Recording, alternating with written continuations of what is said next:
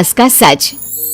निशा की सास अंधी थी, वो ठीक से देख नहीं सकती थी, लेकिन शादी के बाद माँ जी खाना खा लीजिए, और हाँ मैं आपको दवाई दे रही हूँ, वो भी खा लीजिए। नहीं नहीं बेटा, तू बस खाना बना ले, मुझे अंदाजा है मैं खुद ही खा लूंगी सब कुछ। रोज सुबह निशा की सास की आदत थी। निशा बेटा सब्जी दे दे, मैं काट देती हूँ। अरे नहीं माँ जी, आपको चाकू लग सकता है। नहीं नहीं बहू, मुझे अंदाजा है कि कैसे काटना है, काफी वक्त से कर रही हूँ ना मैं। वैसे भी डॉक्टर ने कहा है कि थोड़ा बहुत काम करना जरूरी होता है। माँ जी डॉक्टर ने कहा है तो दे देती हूँ आपको, लेकिन मेरा मन नहीं मान रहा। अरे बहू, काम नहीं करूँगी तो कैसे चलेगा, बिल्कुल ही अपाहिज हो जाऊंगी। निशा सास को वो जो काम बोलती वो करने दे देती है। एक दिन निशा की सहेली का फोन आता है। सास सुन रही होती है कि वो किसी से बात कर रही है। क्या हो गया रमा, हमेशा परेशान से ही क्यों रहती हो? आ जाओ ना कभी मेरे घर पर। अरे नहीं रे, तुझे परेशान नहीं करना चाहती हूँ। मैं जानती हूँ तेरी सास अंधी है। अरे कैसे मैनेज करती होगी तू अकेले? मेरे घर में मेरी सास कोई काम नहीं करती। मैंने तो इनको साफ कह दिया है कि काम करेंगी तो ठीक है, नहीं तो इन्हें वृद्धाश्रम छोड़ आऊंगी। निशा की सास सहेली की बात सुनकर डर जाती है। वो बिना निशा का जवाब सुने वहां से चली जाती है। सास के जाने के बाद निशा कहती है, अरे नहीं, मेरी सास तो पूरा काम करती है। वो सब्जी काट देती है तो मैं छोंक देती हूँ, वो आटा गूंथ देती है तो मैं रोटी बना देती हूँ। अरे माँ जी तो झाड़ू भी इतना अच्छा लगाती है कि किसी को लगे ही नहीं कि किसी अंधे इंसान ने झाड़ू लगाया होगा। तू तो किस्मत वाली है। अरे मेरी सास के तो सारे अंग ठीक होने के बाद भी मगरमच्छ की तरह पसरी रहती है, सारा दिन सारी रात। अरे पता नहीं बुढ़िया को इतनी नींद आती भी कैसे है। खैर वक्त बीतता है और एक दिन निशा मोहल्ले में पति के साथ जा रही होती है कि सास की सहेली मिल जाती है। अरे आंटी कैसी हैं आप? कहाँ जा रही हैं? तुम लोगों के घर ही जा रही हूँ बेटा, तेरी माँ ने बुलाया है, कह रही थी बहुत जरूरी काम है। वैसे तुम लोग कहाँ जा रहे हो? हम मेरे मायके जा रहे हैं। अच्छा आप मम्मी जी के पास रहेंगी तो हम लोगों को कोई चिंता भी नहीं होगी। बेटा बहू चले जाते हैं। सहेली निशा के घर में जैसे ही घुसती है उसकी सास कहती है, आ गई रीना, जब से अंधी हो गई हूँ तू तो आती ही नहीं घर। अरे क्या बताऊं सीमा, तेरा तो मुझे कुछ समझ में ही नहीं आया। अरे जैसे ही बेटी की शादी हुई उधर तू अंधी हो गई, कैसे? मतलब समझ में नहीं आया। सास जोर जोर से हंसती है। अरे पागल हो गई है क्या? किसी अच्छे डॉक्टर को दिखाना, ठीक हो जाएगी। मन नहीं करता क्या दुनिया देखने का? कल को पोता पोती होंगे, उन्हें कौन खिलाएगा? तेरी भी तो बहू आई है, तेरे भी तो बेटे को बच्चा हुआ, कितना खिला लिया तूने। अरे हमारी तो किस्मत ही फूटी थी। लड़की की पहले दिन से ही डिमांड थी कि सास ससुर के साथ नहीं रहना, चाहे जो हो जाए। अब बोल क्या करती मैं? फिर क्या कर लिया तूने? दोनों आंखें होने के बाद भी परेशान ही है ना? हाँ पर चल कम से कम दुनिया देख तो रही हूँ ना, तेरी तरह अंधी तो नहीं हो गई।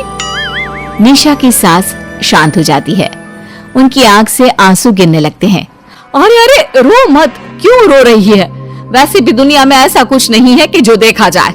चालाक बहुएं और ऊपर से वो बेटे जिन्हें बचपन से सीने से चिपका कर पाला, वो भी बीवियों के कहने पर माँ से लड़ पड़ते हैं। तेरी गुलाबी रंग की साड़ी बहुत अच्छी लग रही है, और ये जो चश्मे का फ्रेम है ना, जच रहा है तुझ पर। सहेली शांत हो जाती है। मतलब तू अंधी नहीं है, तू देख सकती है। हाँ, तू मेरी सबसे खास सहेली है, इसलिए बता रही हूँ। मैं ठीक हूँ, बिल्कुल ठीक। अरे तो फिर अंधी होने का नाटक क्यों कर रही है? दुनिया देख ली है मैंने, देखा है मैंने कैसे सास को देखकर बहुएं रंग बदलती है। मैं अपने बेटे के बिना नहीं रह सकती। पति का साया तो पहले ही उठ गया, बेटे को बहू ले गई तो क्या करूंगी। सारा काम कर देती हूँ, वो इसी में खुश है। सहेली निशा की सास को गले लगा लेती है। लेकिन झूठ बोलकर कब तक? अरे कब तक ऐसे रहेगी? थोड़ी ही देर में बाहर से बेटा बहू के आने की आवाज आती है। बस चुप कर, जो मैं कर रही हूँ बस साथ दे मेरा, नहीं तो।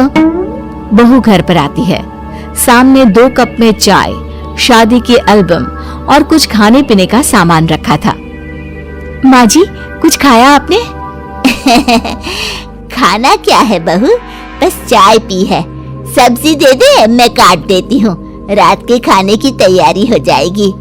अरे नहीं माँ जी, मैं खाना बना लूंगी, आप आंटी के साथ बैठिए ना।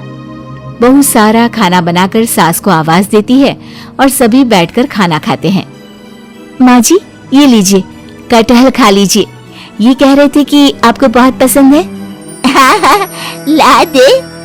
बहू सास को रोटी का डिब्बा पकड़ाती है, लेकिन सास नहीं पकड़ती। वो कटहल देना बहू। बहू जल्दी से सास को कटहल दे देती है।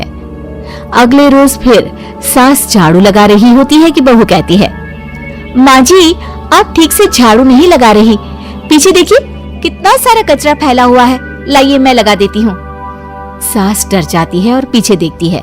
कहाँ बहू? अरे कहीं तो नहीं है कचरा, देख। नहीं माँ जी, आप देख नहीं सकती ना, इसलिए आपको नहीं दिखा। बहू सास से झाड़ू लेकर सारे घर में झाड़ू लगा देती है। सास अब जो काम करने जाती, बहू उनसे छीन लेती। क्या बात है बहू, आजकल तुम मुझे कोई काम क्यों नहीं करने देती? माँ जी, काम ही क्या है, हम 3 लोगों के लिए खाना और 2 कमरे की घर की सफाई, ये तो मैं आसानी से कर सकती हूँ। सास को समझ में नहीं आता कि आखिर बहू ऐसा क्यों बोल रही है। वो कुछ दिनों तक सब देखती है और फिर एक दिन बहू की सहेली आती है। अरे रमा, क्या बात है, कैसे आना हुआ? बैठ, मैं चाय लाती हूँ। अरे नहीं नहीं निशा, तू सहेली से बात कर, मैं ले आती हूँ चाय। वाह, क्या बात है, तेरी सास को आंख से दिख भी नहीं रहा, लेकिन चाय बनाने को तैयार। और एक मेरी वाली है, हाथ पैर हिलाने के भी पैसे लेती है। वैसे यार आज मैं रिलैक्स हूँ, छोड़ आई मैं उन्हें वृद्धाश्रम। सास डर जाती है और अंदर से चाय बनाकर ले आती है, लेकिन डर के मारे सास के हाथ से चाय की ट्रे गिर जाती है। बहू की सहेली बोल पड़ती है, अरे कुछ काम होता नहीं है तो करती क्यों है बुढ़िया, एहसान दिखाने के लिए? अरे मैं तो कहती हूँ तू भी इस अंधी को वहीं छोड़ा। नहीं नहीं निशा बहू, मुझे माफ कर दे, गलती से ट्रे गिर गई, मैं सारा काम करूंगी, बस मुझे मेरे बेटे से अलग ना कर, मैं नहीं रह पाऊंगी उसे देखे बिना। बस माँ, यही सुनना था। आप देख सकती हैं, फिर भी डर के मारे जो नाटक आपने अंधी होने का खेला, मैं उसे खत्म करना चाहती थी। माँ जी, आप घर की बड़ी हैं, मेरे पति की माँ है, मेरे लिए आपकी जगह भगवान से कम नहीं।